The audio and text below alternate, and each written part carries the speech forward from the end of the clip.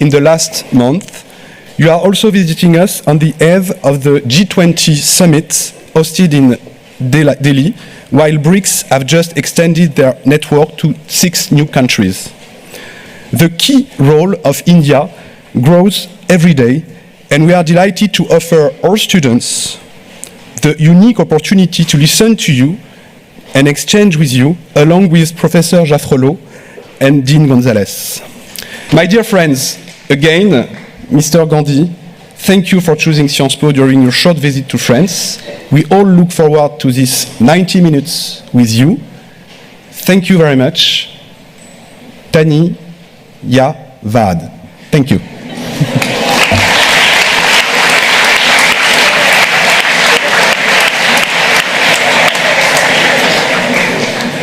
Okay, thank you. Thank you very much, Matthias. This was a very good way to start what we hope would be a great dialogue. So, we've been following your Bharat Jodo Yatra across India. We've seen the many kilometers that you've done over 137 days. We're really grateful that you took a detour to come to Paris. And the first question I would have for you is,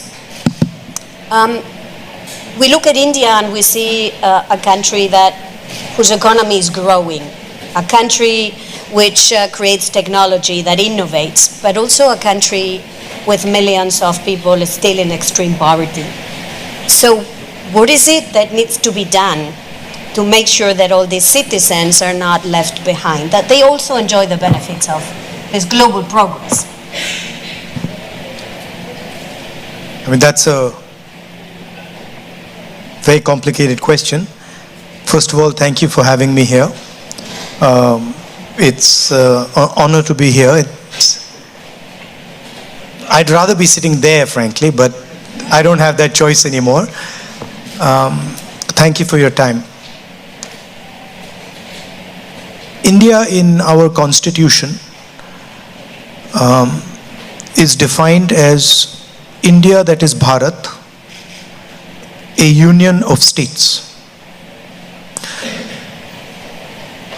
So these states, they have got together and formed India or Bharat. And the most important thing is that the voice of all the people who are included in these states is heard loud and clear, and no voice is crushed, intimidated, because I believe that India has an inherent wisdom, that it has a very long history, a long tradition, and my experience has been that regardless of whether people are poor or rich, they have a sense of what India should be doing and where it should be going. So to me, the first step is protecting that voice and making sure that the institutions, the structures that protect that voice are working and are defended. That's where the whole thing begins. And I state that because when we use words like democracy, what we're actually talking about is the voice of people. And listening effectively to that voice, allowing that voice expression is central to any success. And we've experienced that pretty much everything that we've achieved so far, whether it is our economic growth, our ability to manage our differences, the bedrock of it is this idea that we protect the voice of all our people. And our leader, Mahatma Gandhi, said it best when he said that the most important voice is the one that's last in the line. It's the most difficult voice to protect, and a nation that is doing that will succeed. Wow. I was quite impressed by that answer, and the link that you make to democracy. There is at the moment a big international gathering taking place in India. It's called the G20. So on which side is India in international relations? At the end of the day, this is also a place where we study international affairs, right? So on whose side is India? You know, there was a leader in India once, and they were asked, on whose side are you? Do you lean left or do you lean right? And she said, no, we stand straight in the middle. So I don't, when you're dealing with a country the size of India, we have to have relationships with multiple different countries. And I think it's a simplification to say, whose side are you on? The blunt answer to that is we are on our own side. And as a nation, we act in our interest. And we do whatever suits us with regards to our interest. I don't think it's so black and white. Are you on this person's side or are you on that person's side? For a large country like ours, it becomes very difficult to come up with an answer for that. But we do have a strong view that voice and democracy are important. I'm sure many of my friends from India will understand this. This notion of, clear-cut black and white, this is not an Indian notion. Indian people, their basic architecture is designed to deal with much more complexity and much more nuance. So I don't necessarily buy you're either on this side or you're on this side. But I can see clearly that there is a problem, right? And that problem requires a solution. It's a global problem, and more than a global problem, it's a problem for India, it's a problem for Europe, and it's a problem for the United States. And frankly, it's a problem for all of you in this room, because you're going to have to deal with the problem. And the problem is that we have a planet today where the bulk of production, the bulk of manufacturing, the bulk of value addition is being done in China. And I'm not going to comment on whether that's a good thing or a bad thing. The Chinese have successfully competed against us and achieved it, right? There is a problem with, in my view, there is a problem with the way they do it. They produce, they're very good at producing, they produce the phone in my pocket, they produce the camera, but they do it in non-democratic, coercive conditions. And the problem is that for us, we need to think about production in a democratic environment, production in a non-coercive environment, and we need to be able to compete with them. Meaning, they don't need to give their population political freedom. They can just give them economic freedom and then become the center of production globally. We have to produce and compete with them, and we have to give our people political freedom and economic freedom. So that is really the challenge. I don't see it as,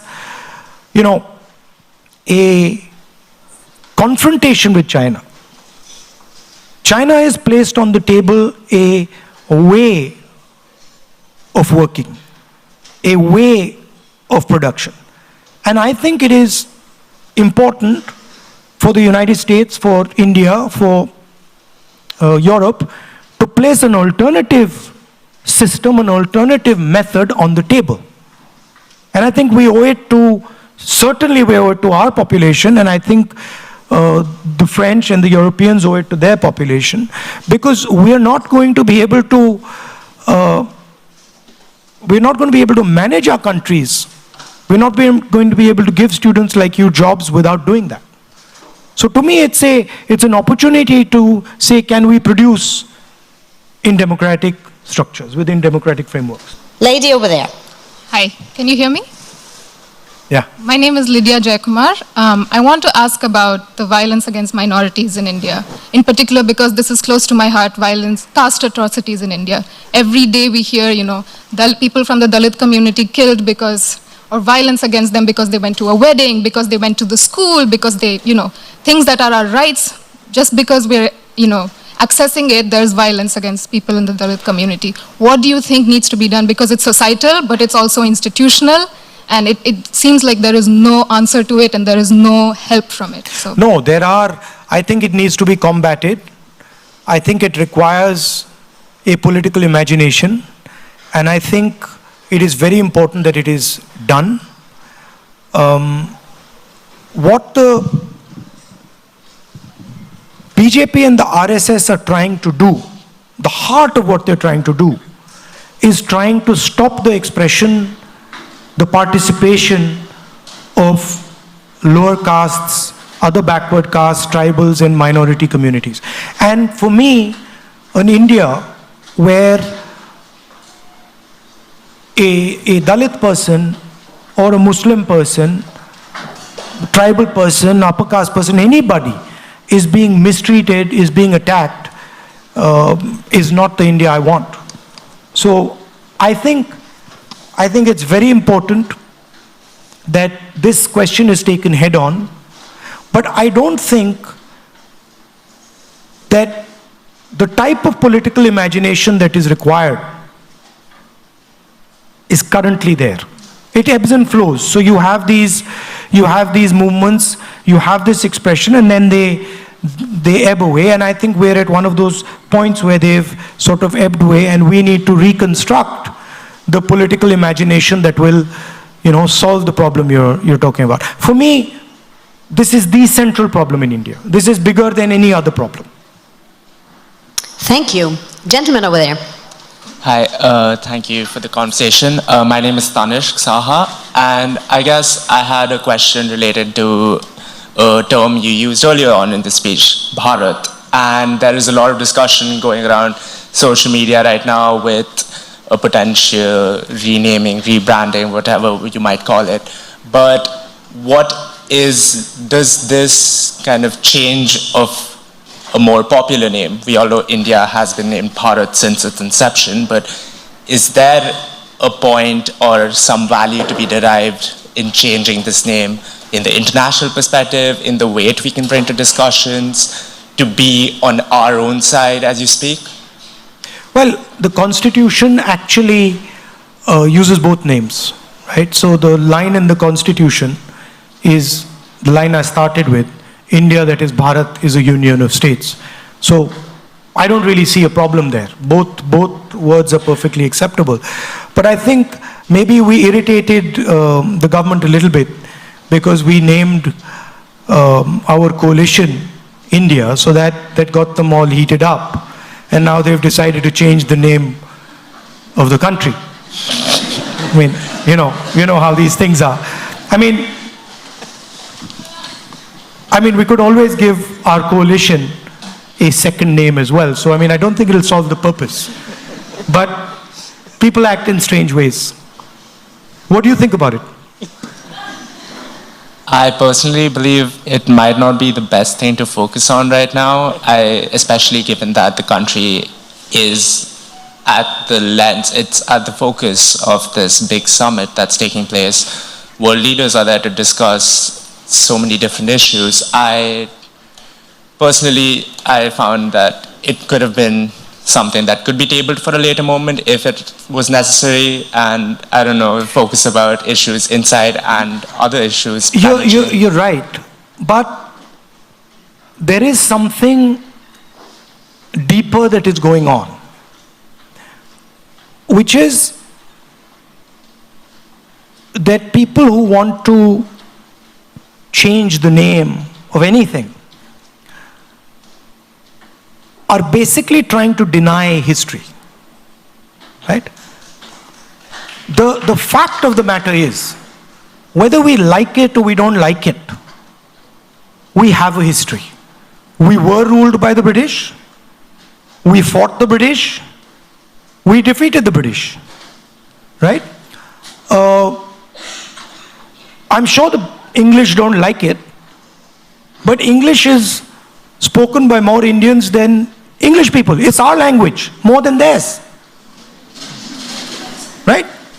And we speak it in our own way. We twist it and we turn it maybe in ways they don't like. So the English that is spoken in India is actually a different expression, right, that is spoken in England. Embedded in that English is a huge history, a lot of pain, a lot of happiness, imagination, struggle. Those things are embedded. And the people who want to change the name want to erase that. They don't want that the history of our country is known to our future generation. It disturbs them. Right? I believe that we should accept our history. If we were ruled by the British for 100, 200 years, okay, we dealt with it, and let's move on. So it's a deeper question. Thank you. We're going to go up there. Hello, my name is Lydia Bilali. I am a student here at Sciences Po. And for the past 3 months, I've been interning as a research intern at the German Institute for Global and Area Studies on a project that focuses on the weaponization of anti-fake news laws in South and Southeast Asia. And I've been researching a lot of dozens and dozens of cases of journalists in India that have been targeted and silenced and punished by using the Indian Penal Code. So with this consideration, my question is double. So firstly, how can we continue justifying and saying that India is the largest and biggest democracy in the world? And two, what is the opposition doing to help these civil society members? Thank you. I mean, I walked across the country 4,000 kilometers to raise some of these issues. What you're saying is absolutely correct. There is a tendency now to intimidate, to threaten, not just members of civil society. I have 24 cases on me. I've got a criminal defamation judgment against me. The first time in Indian history that somebody has been given the maximum sentence for criminal defamation. Very convenient that I needed the exact number of days that they gave me to be disqualified. So we are dealing with this issue. The democratic expression is deeply embedded in India. And the fight to keep the democratic structure of India alive is ongoing and very vibrant. We are part of that fight. Now, when that fight is over, if that fight is over, and the other side wins, then I would agree with you. But that has not happened yet, and I do not think it's going to happen. We are going through a process. We are going through turbulence in our democratic structure, and there are millions of people, I'm sure many, many youngsters in this room, who really believe in that democratic structure and are going to defend it with everything that they've got. So it's a fight, and I think it's also an opportunity to rethink and to reimagine our country. There are many things that can do with improvement, and I think this is an opportunity, this is a test that many countries go through, and I think we'll come out just fine in this test. Hi there, yes. So I am a master in social policy here at Sciences Po. While it might not quite look it, I'm actually also part Indian, and over this past few years, it's been particularly scary to see many of my friends and family members back in India become radicalized by Hindu nationalist rhetoric. My question to you is, if your coalition gets elected, where exactly do you see yourself placing the role of Hinduism in a post-BJP India? And how concretely do you propose dismantling or perhaps even transforming the legacy of a religious zeitgeist which has captured the hearts and minds of so many Indians today? Look, I've read I've read the Gita, I've read number of the Upanishads, I've read many Hindu books. There's nothing Hindu about what the BJP does. There's absolutely nothing Hindu about what they do. Right? I have not read anywhere, in no Hindu book,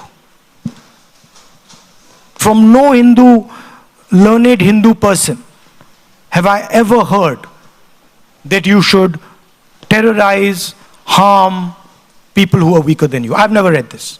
So this idea, this word, Hindu nationalists, this is a wrong word. They're not Hindu nationalists. They are nothing to do with Hinduism. They are out to get power at any cost, and they will do anything to get power, and they will do anything to ensure that the Indian caste structure, the social structure of my country is not threatened. They want dominance of a few people, and that is what they're about. There is nothing Hindu about them. Thank you. Very clear. Gentlemen. Hi, thank you for being here. My name is Zaid Wahidi. I'm a lawyer based in Paris. My question is about the opposition's narrative for the next election. And I saw that Ms. Sonia Gandhi wrote a letter identifying 9 points to the Prime Minister. Is that the opposition's pitch? Because as a minority, of course, it's important for me to have the Pyar ki Dukaan in a Nafrat ka Bazaar.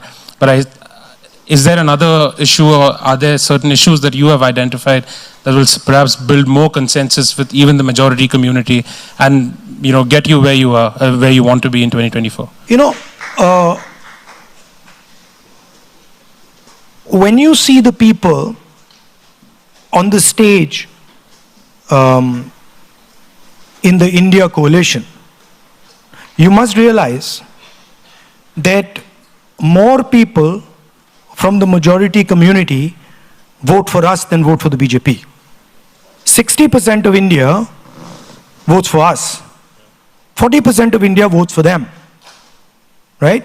So this idea that the majority community is voting for the BJP, this is a wrong idea. The majority community actually votes more for us than they vote for them. Right? They do polarize society. They divide society. They spread hatred in society. And that is their mechanism. They also happen to have very good relationships with the most powerful, richest crony capitalists in the land, who finance them, support them, help them do what they do. And so this is the architecture that stands behind the BJP. The idea that Mr. Narendra Modi is orchestrating this thing is a gross simplification. Mr. Narendra Modi is an instrument of the architecture. And I'm pretty confident that the RSS can get rid of Narendra Modi in 5 minutes if they want to, right? It is a structure that is doing this. And that structure is now a threat to Indian democracy. So we are committed to fighting that structure. What are the broader elements? The first thing is the gross inequality that is taking place in India, right? Few business people who are billionaires. The third richest person on the planet was Indian, and 90% of India going back into poverty, right? So that's the first thing. The second thing is we have to solve what I was talking about earlier. We keep talking about economic growth. You read the newspapers about economic growth, right? Have you ever read in the newspaper next to the economic growth question the employment question? Has anybody in the newspaper said, wait a minute, we are growing at 7%, 8%, but we have the highest unemployment rate in 40 years? That's a much more interesting question to me, because we can grow at 9% and give none of you jobs. Right? That's what's happening. Right? So that's the second big question. And the third question that is very close to my heart is the large mass, the real power of India is in the lower castes, the other backward castes, these communities. And they are not given any space in the governance of India. They're not given any space in corporate India. They're not given any space anywhere. And that to me is a crime. So those would be the central thrusts of how we would think about it. The final thing I would say is that one way to look at India is that it is making a transition from rural to urban. And the largest migration of people from rural to urban in human history ever is taking place in India and China, right? And if we're going to be making this transition, this is a frightening transition for a lot of people. So we need to give them the basic minimum architecture to make this transition safely. What does that mean? That we spend a serious amount of money on education, we spend a serious amount of money on healthcare, that government does not abrogate responsibility for healthcare and education, and that we provide a minimum floor where India commits to all its people that no matter what happens, you can simply not go below that floor. We will give you a minimum income below which no matter what happens, you're not going to go. But, you know, when I talk to students, especially the Indian students here, and the students who are not from India, the injustice that the caste system in India does, the pain and trauma that the caste system in India causes, is beyond anything I know anywhere else in the world. And so I see my politics as challenging the idea that there should be this caste order in India, that there should be this permanent hierarchy in India, and that some people, should have access to all the institutions, all the structures, and other people should just live a life of poverty and misery. So this would be the framework that the Indian coalition would be talking about and thinking about. Thank you. Gentleman over there. Thank you, ma'am. And by the way, when I said minimum floor, I didn't only mean financial floor. So I think the idea that 200 million people can feel uncomfortable in India today, or Sikhs can feel uncomfortable in India today, I think that is a matter of shame for us. And I think that needs to be corrected. And there are minorities who feel that way, there are lower caste people who feel that way, there are women who feel that way. And so we are very strongly committed to this.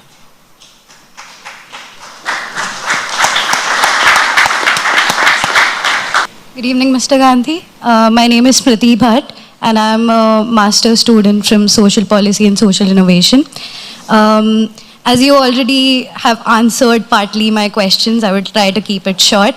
The place in Delhi which is being, where people are being mobilized in lieu of G20 is Badarpur, where you plan to go. The slum? G20. Yeah, okay, where they've been, there's slum. Yeah. You plan to go there, so I'm just like letting you know the name of the place. They'll be very annoyed with you, by the way. It's okay. Yeah. It's okay. In all honesty and humility, I wish to ask you if there is a defined secularism or a future of defined secularism in the country. If the party comes to power in the next elections, how do you specifically counter the hate and the chest thumping that has happened in the past few years regarding religion and education? And you can choose to answer whichever. You know,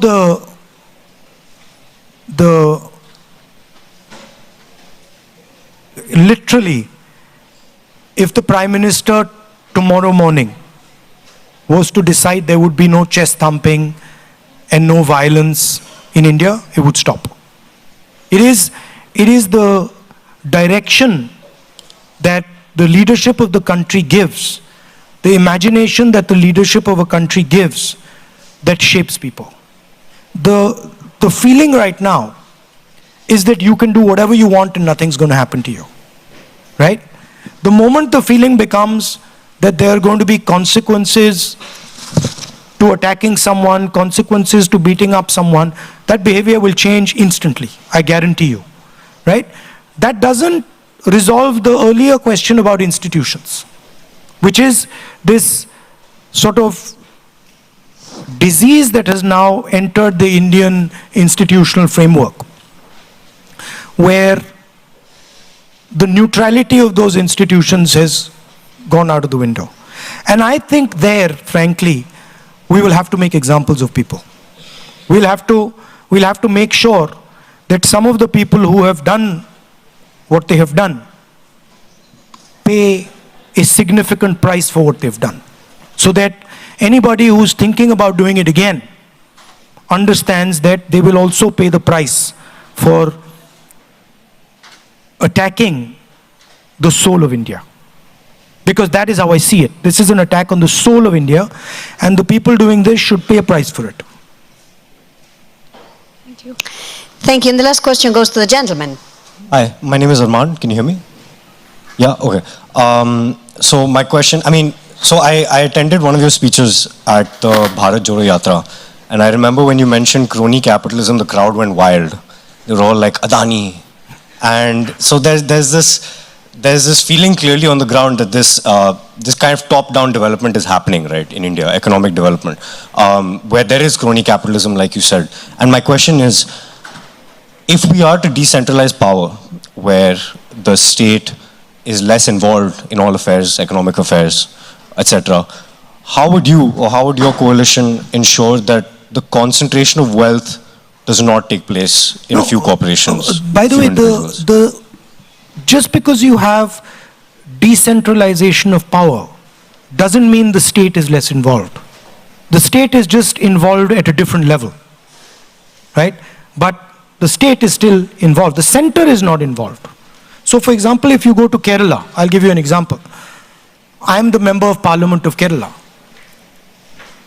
If I want to take any decision in my constituency, I have to speak to the local body people.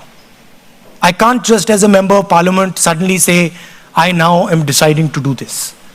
They'll come to me and say, how did you do that? You have to have a conversation with us. So it roots you very quickly, because they can charge me a price. They can send me the bill, right? So decentralization does not mean that that the state is walking away. The state is just coming at in a different level, right? So what was the second part of your question? So how would you ensure that, monopolies don't happen in India? Look, what you're having in India today with Mr. Adani is so blatant, and it's completely so over the top, right? I don't think there's any other place where this is going on. The gentleman is in, pretty much every single business, right? As people know, he's manipulating, he's sending money out of India. He's manipulating his stock price. He's using that money to buy Indian assets.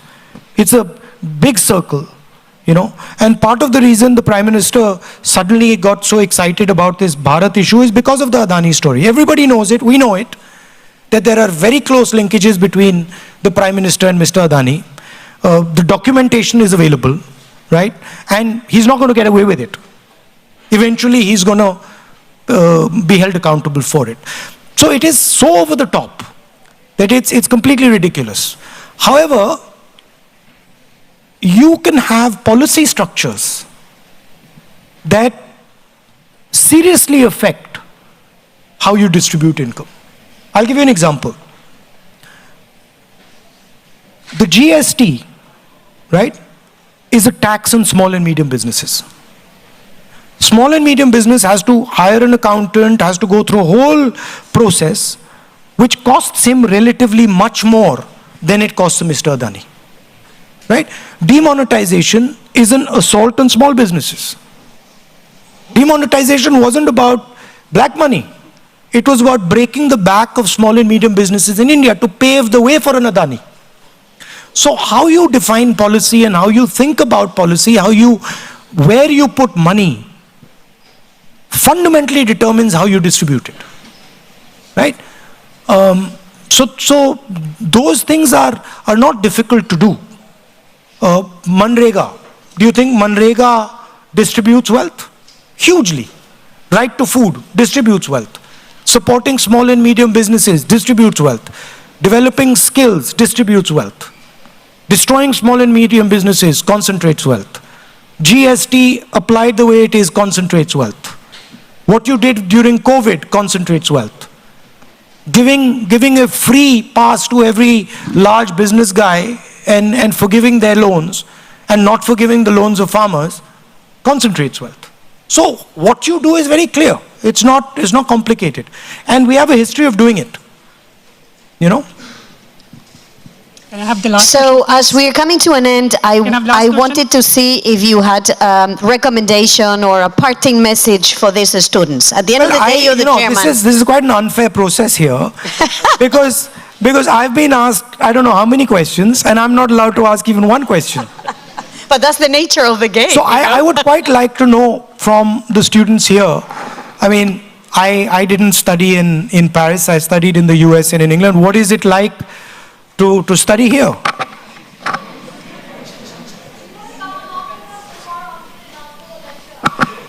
No, but I'm going for dinner this evening, I believe. You can come with us for dinner this evening. I would really ask you now to give a huge applause to our guest speaker.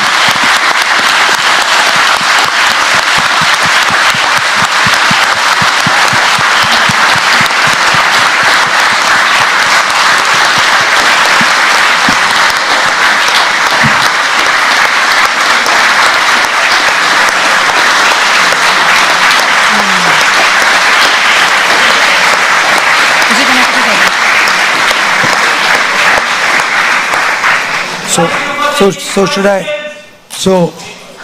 should I conclude? I think Do you want to know about riots? I think we have concluded, yes. I'll just say 2 words. Please. So just to finish and not to drag it on too long, I see a lot of Indian students here, and I also see a lot of French students, European students, and students from all over the world. I think it's very important that we build a bridge between India and your countries.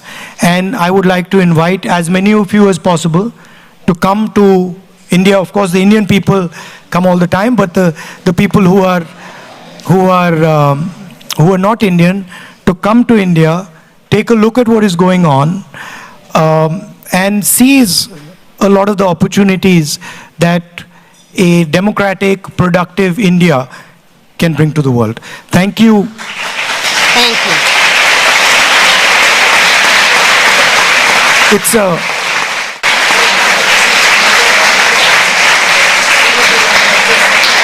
It's a chaotic and fun place. So do come. And if there's anything we can help you with, especially the Indian students, please let us know. I'm happy to come and try your restaurant with you if you want. Thank you.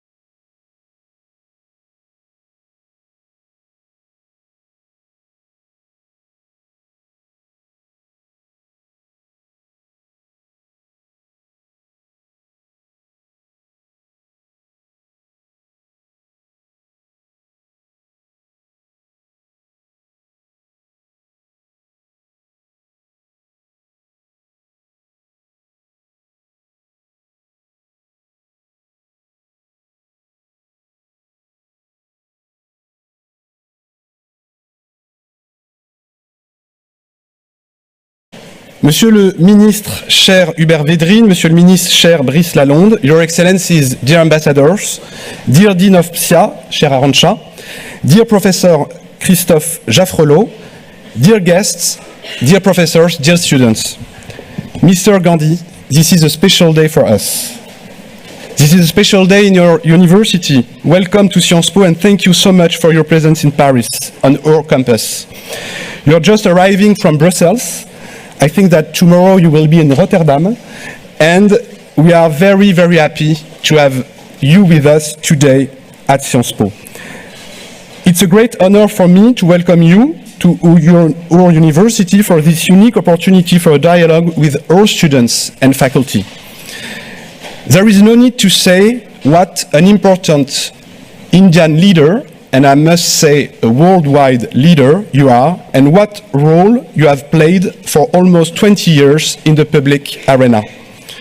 You currently serve as a member of the Indian Parliament from Kerala, and you used to serve as the president of the Congress Party, today's main opposition party to the party in power.